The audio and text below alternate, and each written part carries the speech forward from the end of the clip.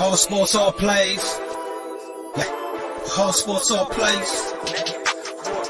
All sports, all plays. 365, we're making a plays. You talking the game, get you to the days. We're high in the court, the dime in the lane. Variety topics, living the same. All presentation, sports information. Hitting the airways, taking the nation. All sport, all plays, like working your faces. Grace at the field, so tie the laces.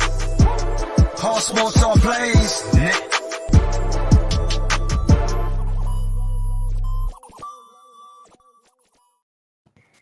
Hello, and welcome everybody to another episode of Loose Lugs. I'm your host, Chris Osborne. We've got some really cool guests here tonight. So in the middle, we've got Keegan Leahy, who is the 2021 NASCAR Coca-Cola iRacing champion. Nice to have you. And then to our right, we have Mr. Anthony Alfredo, driver of the number 38 Ford Mustang for Front Row Motorsports. Nice to have you guys. Let's get into some cool stuff. First off, Anthony, I hope you're doing well after the crash yesterday. Luckily it was backwards. I've seen some front to the right crashes, and they seem to be a little bit harder on your body. So hopefully you're doing well. How you feeling? I'm good, thanks. Yeah, I feel perfectly fine today. And backing it in the fence is always a way better option if you have the opportunity to dictate where you're going to end up, because you're already kind of in your seat, your head's against the headrest. You don't really move much. That energy just kind of goes through your body. But anytime you hit forwards or right front, anything like that, it definitely jolts you around quite a bit more. So I definitely choose backing it in a million times over anything else. But the fire was the scary part. But fortunately, I was able to get out and I was fine. So no problem at all. It's just part of it. Thankful for all the safety implementations in NASCAR and all the innovations over the years that, allow you to feel perfectly fine after something like that and obviously get out of the car quickly and unscathed. Awesome. And then to Keegan, it's great to have you as well. You're coming off a thanks for the invite, Chris. Yeah, no problem. You're coming off a very awesome championship run. You guys ended at Texas. It was a really good race. What's the future now for Keegan? What are you doing now? I want to say hi to Anthony as well. We had a little chat before we went live here, but yeah, sorry about the crash there. And really going into these races, you're really just hoping to prepare as well as you can. Hopefully you're the fastest car, fastest driver. I felt really confident going into the race, but stuff like with what happened with Anthony, pretty much out of your control in the races. And that's honestly been the story of my last few years. I've had shots at these championships, and I had no idea going into the race what was going to happen, and end up with pretty bad luck. Even last year, it looked like I was going to make it into the final 4 round in 2020, and I crashed in the last corner at what was then the penultimate round at Texas. So I was just praying this whole race like nothing go wrong. I was saying no whammy to my spotter. I don't know if anyone watched that not stupid game show, but that game show. But yeah, it worked out well, and I was able to keep barely ahead of Logan to get the championship. That's awesome, though. I'm glad you accomplished the goal, and I'm sure that money's going to come in handy and do some good stuff for you. Yeah, absolutely. I mean, not like I'm going to blow it or anything, because like a salesman, I guess. If you get a big score, you don't blow it all at once. You got to kind of keep that nest egg. But yeah, I'm trying to make this into a real life gig, right? Or in a full time thing. Like, this is my job. So that's my year, I guess. Awesome. So, Mr. Alfredo, Fast Pasta, they call you. Let's talk about sim racing a little bit. Keegan said before the show, you guys have a common denominator. You've done a lot for iRacing, and he's very appreciative. How much sim racing do you guys do during the week that can help you for the tracks ahead in real life?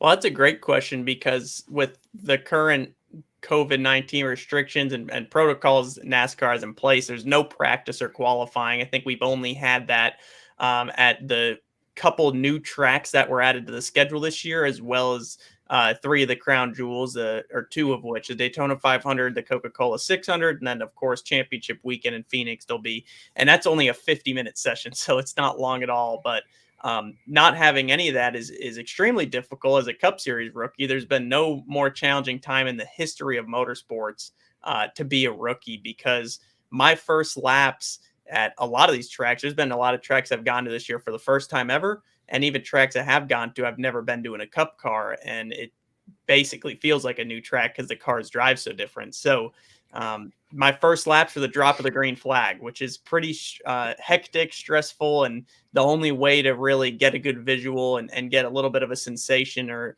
idea of what to expect is through iRacing. And on my SimSeats driving simulator, I use a lot of the same equipment Keegan does, and he's a professional. And I'm just using it for different reasons. For me, it's a training tool for the real world.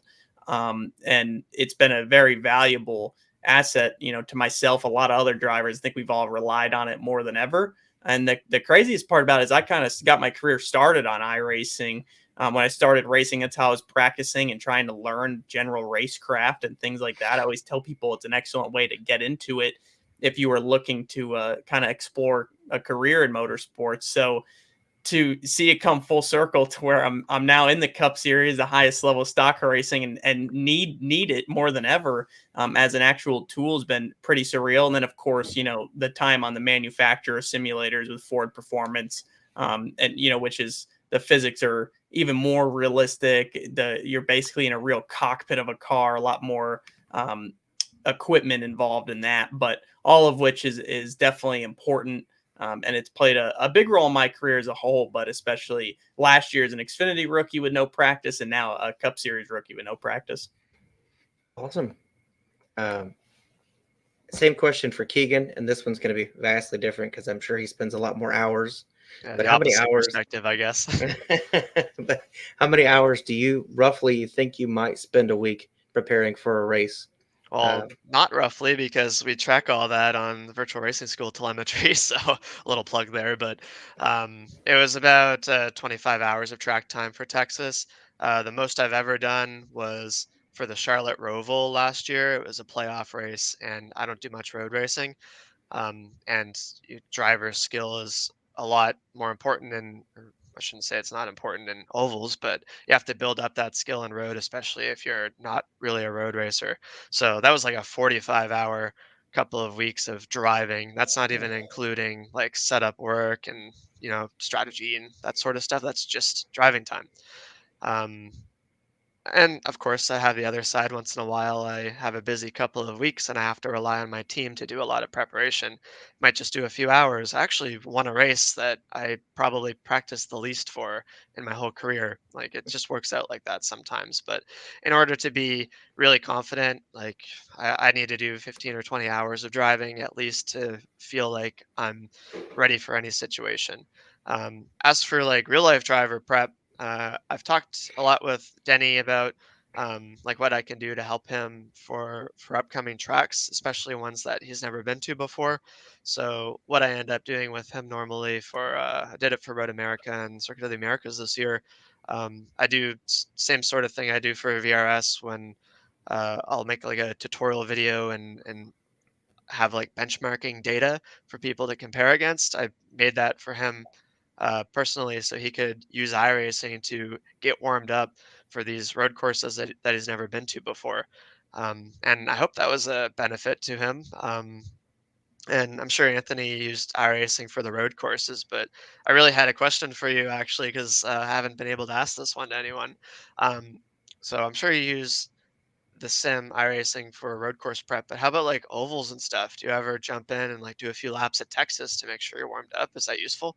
Yeah, all the time. So I always live stream every time I'm on my sim pretty much. It's very rare that I run an official race and I'm not at least recording it and making a YouTube video out of it. I love the content creation side of things and just engaging with the fans in real time. So yes, that's kind of another reason, right? Is one, I love to live stream, so it's good content. But in addition, even if I'm just hopping on to have some fun or unwind, I'm ultimately honing my skills and, like you said, even warming up. So I ran quite a bit at Texas this week.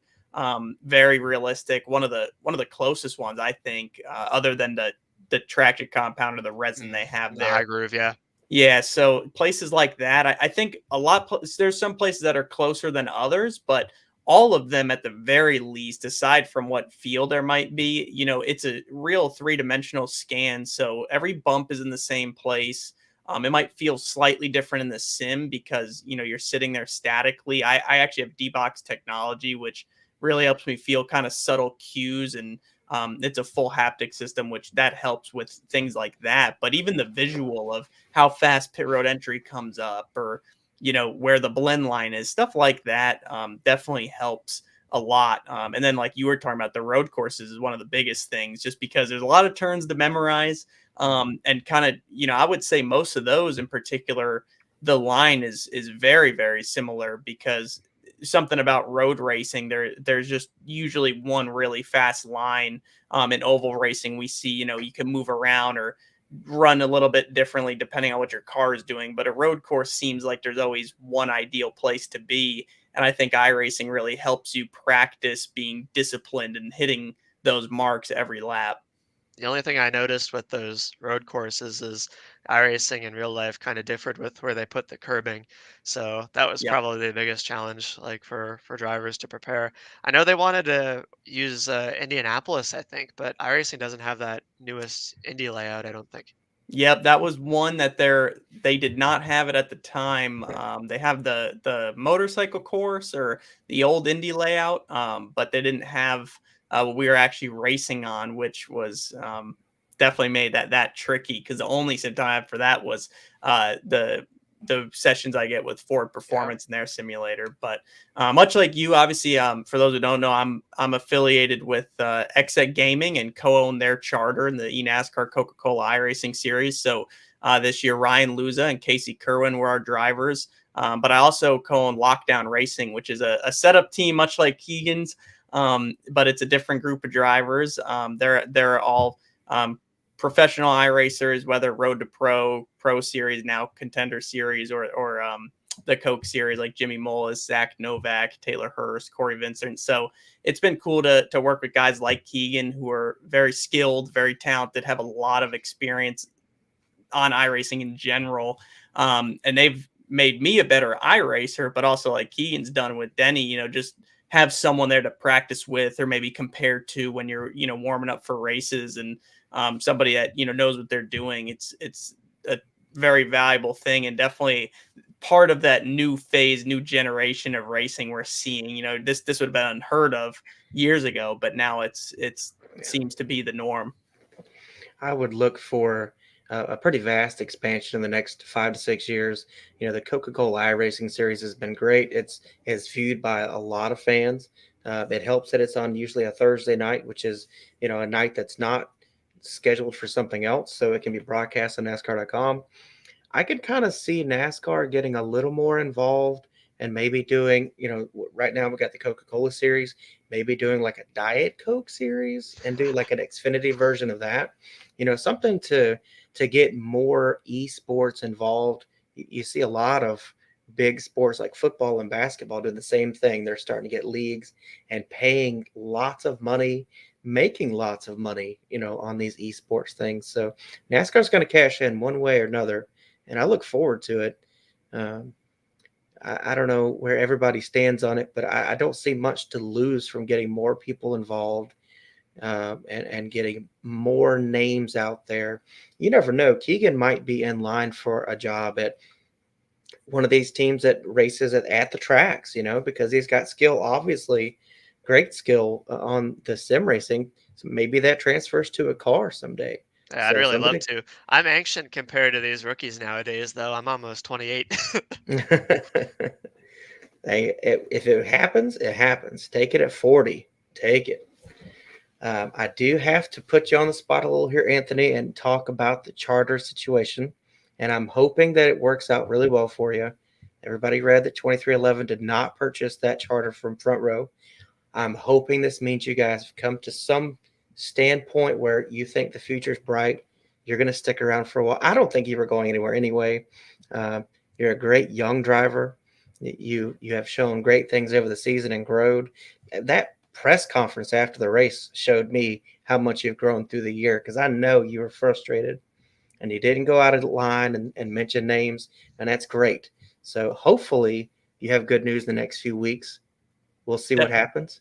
Definitely. Well, first off, I appreciate that, and that's been something for me. I've been put in a unique situation with not never running full time in the Truck Series or the Xfinity Series. By the end of this season, I'll have more Cup starts than I do in Xfinity and Truck combined, which is, I don't know how many drivers could have ever done that or could say that. And it wasn't necessarily what I thought was, the perfect world scenario. Obviously, I thought I was going to go run full time in a truck after I did that part time. And then the Xfinity opportunity came about, and that year it ended up going incredible.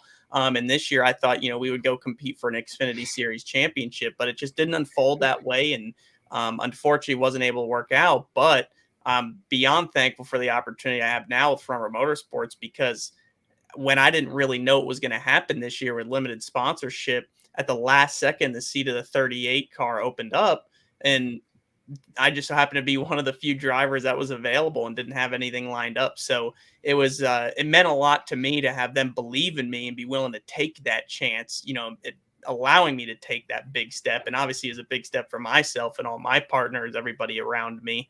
But it's gone pretty well, other than all the misfortune we've had. I mean, we've had so many just circumstantial situations that did not go our way, our fair share of mechanical issues, tire issues, things of that nature, and then just wrong place, wrong time. And a lot of that contributes to not being able to qualify and stuff because of everything going on. So it's been a challenging year for sure, but the whole part of taking this big step and Front Row taking the chance on me was to have a place to call home for a while and build a future. So I was definitely focused on well beyond this year. And now knowing, kind of the way things have unfolded here recently, hopefully, we're all back on that same page and we can go from there. I know for me, there's 3 races left in the year, and I'm just focused on finishing out strong and seeing where it leads. Awesome. I have some predictions for your last 3. I think you're going to get a top 10 before the year's out. I believe it. There's a couple opportunities. Kansas hasn't always been kind to rookies, but it's a mile and a half that you guys have done well at as a team. And I look forward to seeing what you guys can do this weekend. But also Phoenix, you were saying earlier, the Phoenix qualifying situation, they're going to let you guys spend 50 minutes out there. That's going to be good. You're going to be able to take advantage of that, mix in your sim racing. You guys can go out there and be on, I don't want to say a level playing field, because some of these guys that are in the championship 4, they're just going to be on their own planet. But, hopefully you guys can go out and make waves and come home with some good finishes and build towards next year, So I'm rooting for you, honestly. I hope you guys do really well. Keegan, it has been an absolute pleasure having you on as well. Don't spend all that money. Don't go to Vegas. Don't do anything like that. Sit home and, do some sim racing, get better. Oh, you heard me. I'm going to be very boring with my money spending. That's awesome. That's good. I would too. And then, of course, Anthony Alfredo, thanks for joining as well. I really appreciate you guys stopping by. And anytime you want to just pop in, just let me know. We'll have you. Appreciate you being here. Sounds good. I appreciate it. All right. Yeah, y'all have a good one. You too, Anthony. Yep. Same here, man. All right, so we're going to transition to another segment. We're going to go. Oh, Tony, you there? I've lost him. Oh, okay, there we go. All right, so we're going to go to our next segment. We're going to talk about preview for Kansas. I think, if my numbers are correct, Toyota's won 6 of the last 11 at Kansas. Kyle Busch won the spring race. So statistically, I think you can just go with saying Toyota has somewhat of an advantage. But I would think going forward with Chevy's run this year and how the manufacturer standings look, I don't know. I think this is a track Chase Elliott can really take advantage of. And sorry, guys. There we go. Now we're on the right track. Okay, so I think this is a track that Chase can do really well at. With Kyle Larson, basically being the only other Chevy that was in this group of 8. Now they can focus on Chase Elliott because Larson's locked in, and then resources can be used that may have been split earlier, with the Texas race. Now going forward, Chase has a great opportunity. Not only is it a track he's won at, I mean he's good at the 1.5 miles. I really think that when you look at where Kansas is in the 1.5 mile stream, you've got the low line, which it works well for these guys, but it's a top feeder track. And when I look at these kind of tracks, Larson's going to be great again because he loves the top. But I do think that Chase Elliott will have a good race. I think Kyle Busch is going to, he's going to contend. He won there, like I said, in the spring, and you can't really pick against him when it comes to tracks like this. The guys that have to win, like Martin Truex Jr., I think they're going to be aggressive because when it comes to Martinsville, Truex has won there. I don't know that he thinks he can really pull off a win just at the drop of a dime. None of these guys really do. I mean, it's one of those you prepare. So Joey Logano, Martin Truex Jr., these guys are going to be pretty aggressive at Kansas.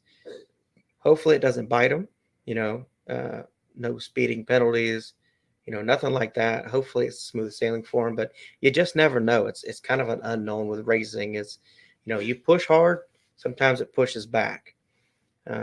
If I had to pick a driver, like I said, I think Chase Elliott probably has the best chance of pulling off this win. And that would set up Martinsville for best of the rest kind of situation, locking in 2 Hendrick cars. So I know everyone's going to try their best to get a Kansas win because Martinsville is it's hard to pass. It's a strategy track. And if you choose the wrong strategy and you're not in good track position, I mean, you can pretty much write it off. So I do think that the team that wins is the team that does the best on pit road, has no penalties, and is in the right position at the right time. And now I want to talk about the debate that has gone on for a really long time. Greatest driver of all time. And some people are going to kind of shun me for this, but I'm going to give you some examples and see where I'm at comparing the drivers. You've got your 7-time champs, Petty, Earnhardt, Johnson. That's great. I think you have to put David Pearson in that mix. I know he's only won 3 championships, but he does have more wins than both Jimmy Johnson and Dale Earnhardt. He was the Silver Fox. He was a very good driver in his time. And actually, when I went and looked at his stats, I found it kind of crazy that, in Petty's span of championships, Pearson won 3 out of 4 in that 4-year span. 1 year he didn't win was 67, and he only ran 22 races that year. So I went and divided how many points he actually made versus how many races he ran. And then when I gave him the other races that equaled Petty, so they had 48 races that Petty raced in that 27-win season for Petty, Pearson actually would have won the championship had they raced the same amount of races by 14,914 points.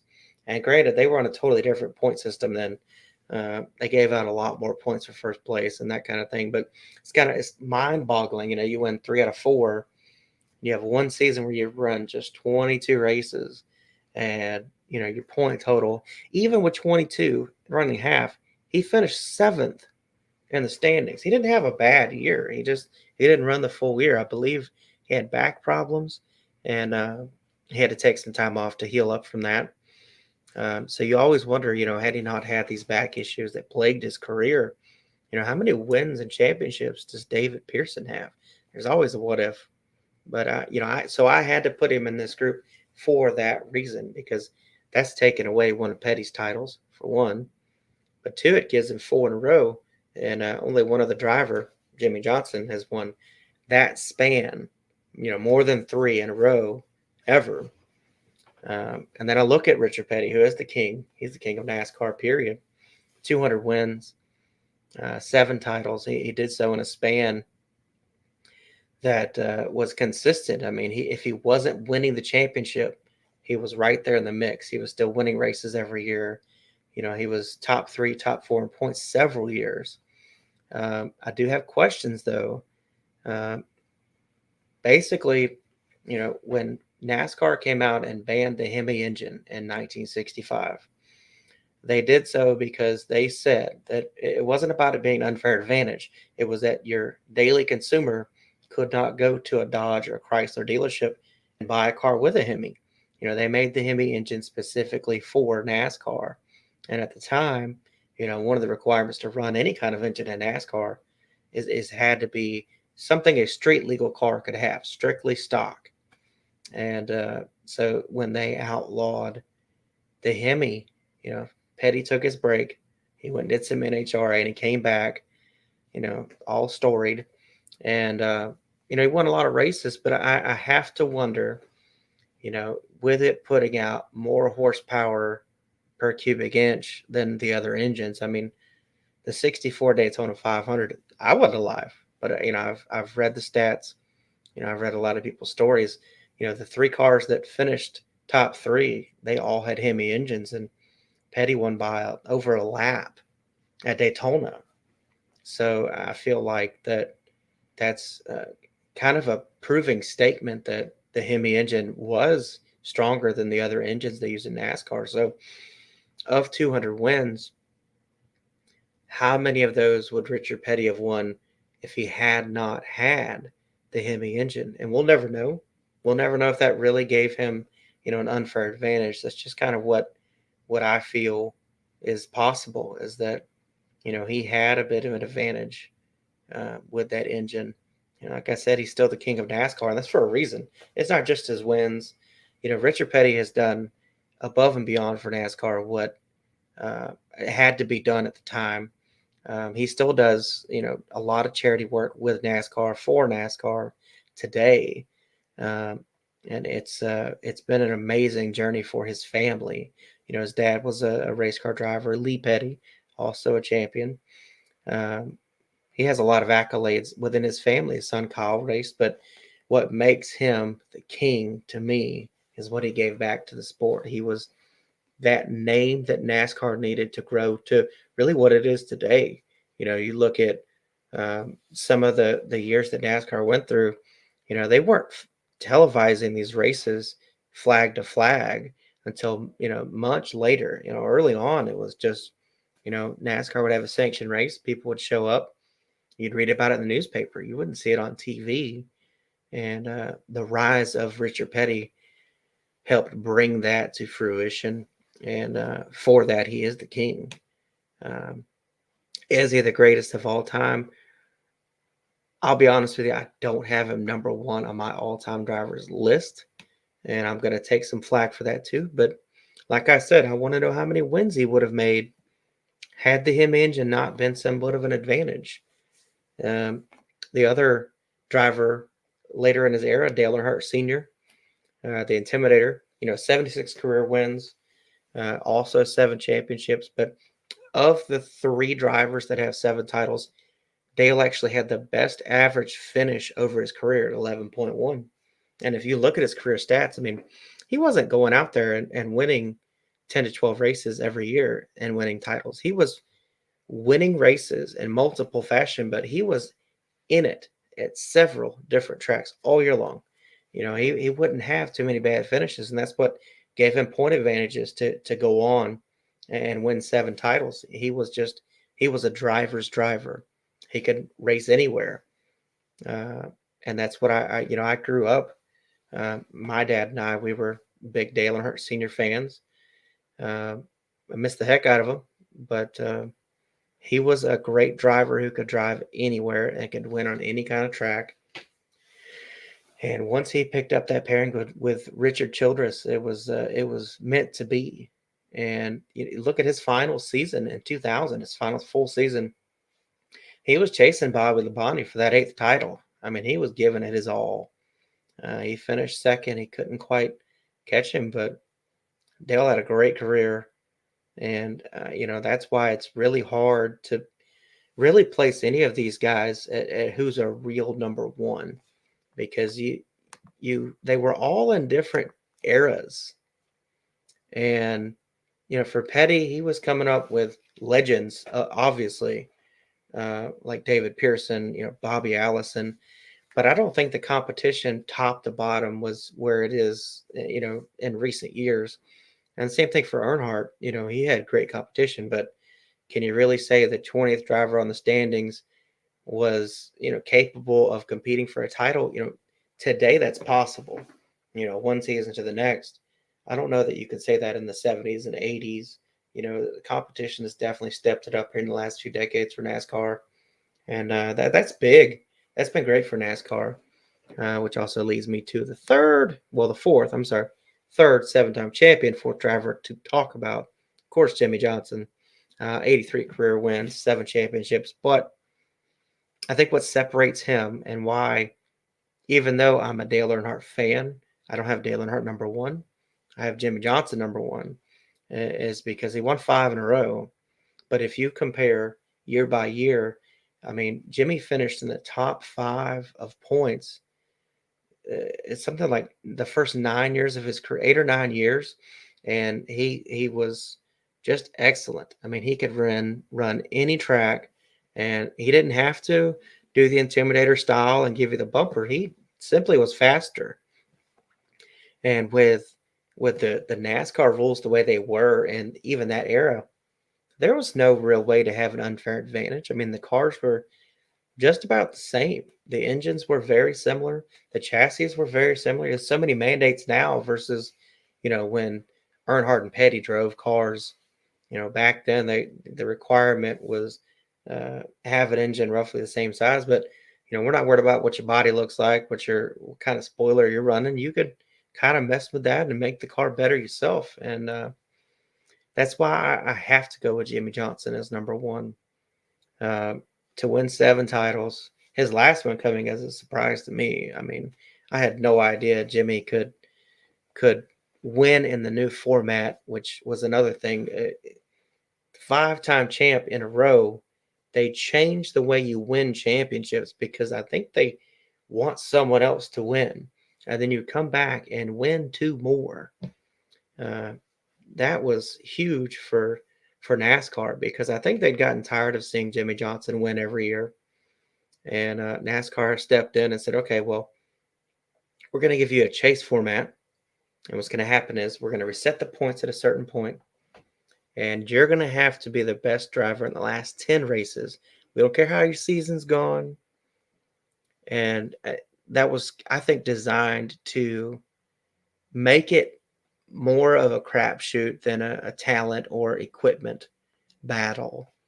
And Jimmie was still able to win championship after championship. And so I think if I had to pick one, and I'm going to take some flack for it, but it's Jimmie Johnson to me. I don't know how you look at numbers and come up with something different. I mean, everybody that follows NASCAR is a fan. And I think some people will take the fan side and say, well, he's the best. I am a Richard Petty fan and he's the greatest. And that's fine. I'm saying for me, I'm Dale Earnhardt and I don't have him as number one. I think that Jimmie Johnson did more with a stiffer competition, and he made waves. I don't know. Number one to me, period. And Dale would be second to me. Third would be Richard Petty. And that's rough to say. I'm telling you, 200 wins is hard to go about and say, you got this guy third. But hear me out. I'm talking about racers in their prime, what they've done on paper, 7-time champs. And don't throw out David Pearson in that list because, 105 wins. He has the highest win ratio of all these guys. I mean, he was winning 15, 16 races a year. Actually, I think It was 15 races the first time he won a championship in 65. Let me get to that real quick before I mess it up. Let's see. So, no, 66. Okay, so 66, he won 15 races. 67, he ran just the 22 races I talked about. 68 and 69, he also won the championship. He won 16 races in 68 and 11 in 69. And, it's hard to pick one. I'm just giving you guys the one that I think is number one. I'm sure, there's going to be people hating and saying, well, that's a bad choice. Please give me that feedback. Tell me where I made my mistake. Tell me where you would have ranked them. But that's kind of where I'm at. And then there's some other drivers. I mean, Jeff Gordon had an amazing career, 4 championships, 93 wins. You have to wonder, you put the what ifs in there if you want. Like I said, with David Pearson, had he not had back problems, how many championships would he have won? You can say the same for Dale Sr., of course. Finishing second in 2000, what would he have had in 2001 had he raced a full year and beyond? You just don't know if he gets that 8th championship. I kind of think he's got a really good shot at it. But what if, And so I guess that's where I'm at. Hopefully I get some good feedback. Any feedback's welcome. I appreciate it. I gave you guys the Kansas preview. I think, after Kansas, of course, you're going to see a much clearer picture of who the 4 guys are that will probably race for a title in Phoenix. But don't look at the over-under where they're at currently and say, oh, well, those are the 4 guys that are definitely going to make it. Because, just look at Logano in this past Texas race. He had struggled, but he was starting to make some waves. He was starting to make some passes, and then engine failure. So, and that's got him in such a hole that he basically has to win one of these next 2 races or get a lot of help. And Truex Jr. is kind of in the same boat. He's not as many points back, but he probably needs a win as well or a lot of help. I don't know that anybody is safe that's above the cut line. I mean, I like where Blaney is 17 points to the good. That's, you can point race and stage race. I mean, and just get the stage points in and hope to stay, 20, 25 points ahead. Going to Martinsville, you probably got a good chance. But, the guys like Kyle Busch, he's not safe. Denny Hamlin, these guys are not safe. They're a speeding penalty on pit road away from being outside. So they've got to go out and they've got to still contend for a win. There's no taking it conservative and hoping for the best. Those guys have to go out and they can do their thing. So it's going to be interesting to see how that plays out. And then Martinsville and Phoenix. Once we hit Phoenix, you don't need stage points or any of that. It's winner takes all, and we'll see what happens. I think Larson is clearly the guy to beat right now.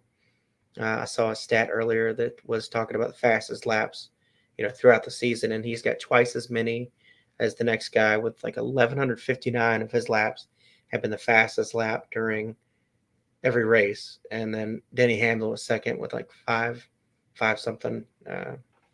But he's been fast all year. They started a little slow and then they picked it up quick. And those guys are on fire. 8 wins already. It's a heck of a feat. But kudos to the guys that are still in it. It's not easy to be 16 to 12 to 8. There's no blueprint for advancement. You just got to go out and make it happen. And easy for me to say sitting here, but it's what you got to do. And anyway, thank you guys for joining me. I appreciate y'all stopping by again. Was very happy to have Anthony Alfredo on the show and Keegan Leahy as well. Those guys were great guests. This week should be a good race. I also want to mention that Our production crew works very hard. We got Tony Hollinsworth and Jay Ness. These guys put in a lot of work to make the show even possible. So I'd like to give them a shout out. We're presented by ASAP Sports Network, powered by Sports and Culture Media. So when you guys get a chance, go check out both platforms. ASAP Sports always has a good show going on. Several hours a day, they have something going on, football, college football, whatever. And then Sports and Culture Media, we do a lot of articles, a lot of interviews. So we like to try to stay up and current as well. Anyway, hope you guys have a good evening. Thanks for joining, and I will see you next Monday. Next Monday, we'll be at Mugshots Bar and Grill. They are our sponsor for next week's show. Until then, have a good one. All sports, all plays. All sports, all plays. All sports, all plays. 365, we making the plays. We talking the game, get you through the days. We're high in the court, the dime in the lane. Variety, topics, living the same. All presentation, sports information. Hitting the airways, taking the nation. All sport, all plays, like working your faces. Grace up the field, so tie the laces. All sports, all plays. Network. All sports, all plays. Network. We on top of our game. All sports, all plays. All sports, all plays.